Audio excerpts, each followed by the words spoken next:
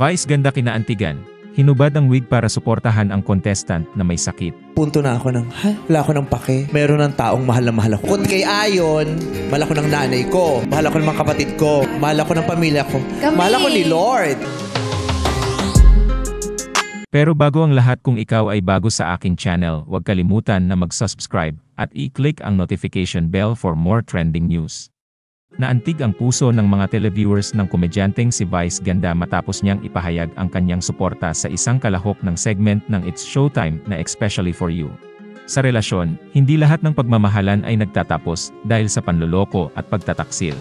May mga nagtatapos dahil sa insecurity para sa sarili, at sa katatapos na episode ng It's Showtime na Especially for You segment, isa sa mga dahilan kung bakit natapos ang relasyon ni Searcher April kay Andre ay ang kanyang kondisyon. Ayon sa Searcher, siya ay may alopecia.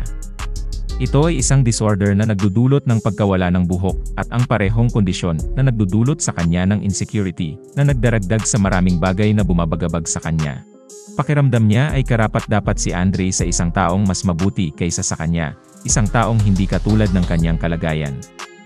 Ito rin ang dahilan kung bakit madalas siyang magsuot ng wig at bandana. Kung pag-uusapan ang wig, lubos na makakarelate ang host na si Vice Ganda sa mas malalim na halaga ng bagay na ito.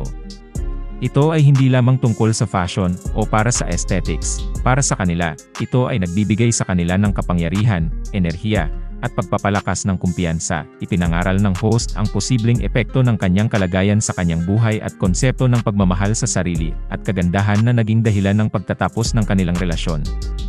Pero bilang isang taong nabubuhay na sa realidad ng unconditional love kay Ion Perez, may ginawa siya para lang patunayan ang kanyang punto. Nakaka-relate siya sa kwento niya at naging emosyonal. Para ipakita na mahal at tanggap siya kahit walang makapal na buhok, tinanggal niya ang wig niya. Hindi ako nangingimi kung makakatulong ito para makakuha ng katiting na kumpiyansa si April, why not? Sabi ng komedyante na hindi nag-atubiling gawin ito kung magagawa nito, sa isang paraan o iba pa, na iparamdam sa kanya na ang kanyang kalagayan ay hindi magpapababa sa kanyang halaga bilang isang tao. Nasa punto na ako na wala akong paki. Mayroon na akong taong mahal na mahal ako kahit wala akong wig. Hindi na rin ako affected sa mga pangit na pangit sa akin kapag wala akong wig, dagdag ng komedyante. Ipinahayag niya na mahal siya hindi lang ni On kundi pati na rin ng mga taong baliw, pamilya niya, at mga kaibigan niya na may wig man o wala.